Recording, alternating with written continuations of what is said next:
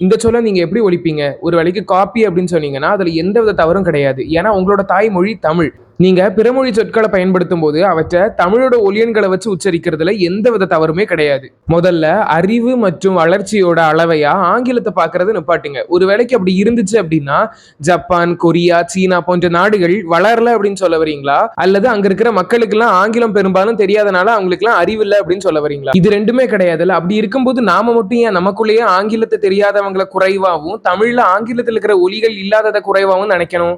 커피, コーヒー、 아이스크림, アイスクリーム。 இதே மாதிரிதான் தமிழரும் பிற மொழி சொற்களை தமிழோட ஒலியன்களை வச்சு ஒலிக்கிறதுல எந்த ஒரு சிக்கலும் கிடையாது.